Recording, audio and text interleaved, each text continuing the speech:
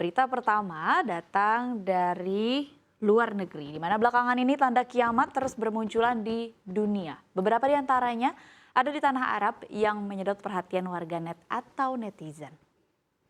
Awal tahun ini Arab Saudi dihebohkan dengan pegunungan tandus yang berubah menjadi hijau.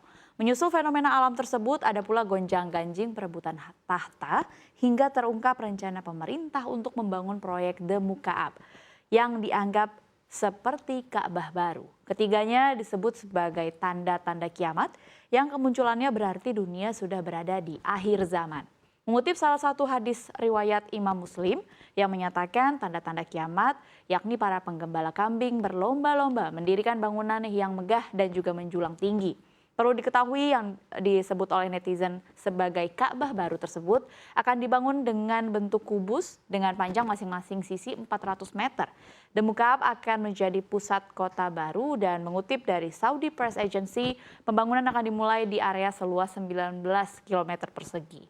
Proyek ini akan menawarkan lebih dari 25 juta meter persegi luas lantai. Kemudian terkait perebutan harta, maksud kami tahta, MBS disebut-sebut sering menjegal saudara atau kerabatnya yang dianggap sebagai ancaman. Warganet pun menghubungkan hal tersebut sebagai salah satu tanda kiamat. Terakhir, soal pegunungan tandus yang menghijau, warganet menilai hal tersebut merupakan salah satu tanda kiamat yang dituliskan dalam hadis Nabi Muhammad.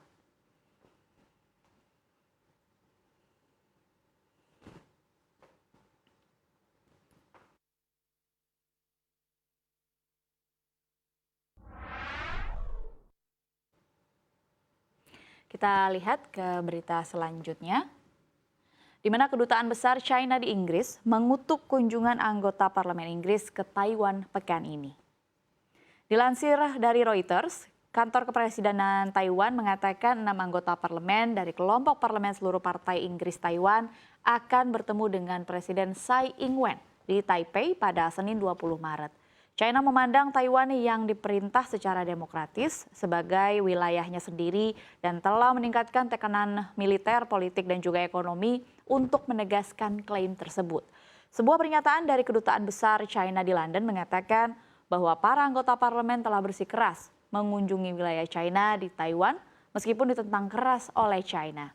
Taiwan secara teratur menjadi tuan rumah bagi anggota parlemen asing yang berkunjung, yang secara rutin dikutuk oleh China. Pemerintah Taiwan sendiri menolak klaim kedaulatan China, mengatakan hanya rakyat Taiwan yang dapat memutuskan masa depan mereka.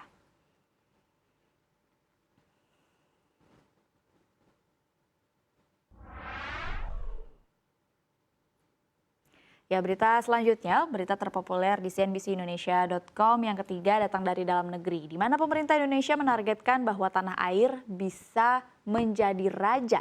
Dalam hal ini, raja produsen baterai litium terbesar ketiga di dunia pada tahun 2025 mendatang.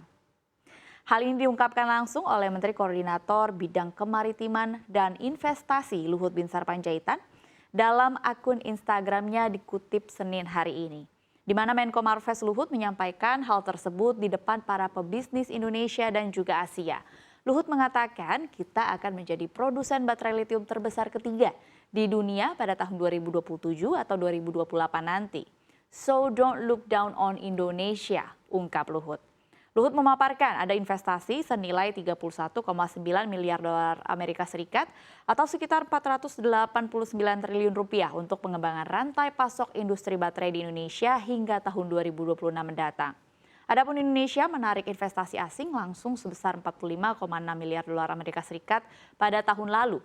Dan ini merupakan rekor tertinggi baru sejak tahun 2000. Luhut pun menambahkan, dengan memberlakukan larangan ekspor nikel, Indonesia memiliki kekuatan untuk menghasilkan energi hijau yang sudah dicita-citakan sejak lama. Luhut menjelaskan, Indonesia terbuka dan mempersilahkan negara-negara lain untuk berinvestasi serta membangun industri pengolahan pertambangan di dalam negeri dengan catatan bahwa kami juga punya aturan main atau regulasi yang harus mereka penuhi.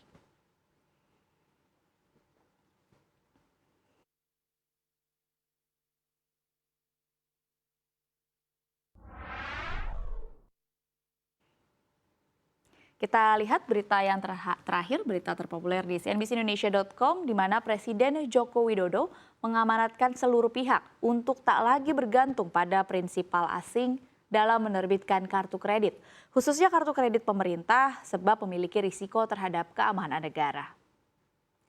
Jokowi berkaca pada peran Visa dan Mastercard saat ikut terlibat memberikan sanksi terhadap Rusia ketika berkonflik dengan Ukraina, di mana Visa dan Mastercard menutup layanannya di negara tersebut sehingga masyarakat Rusia tidak bisa menggunakan kartu kreditnya.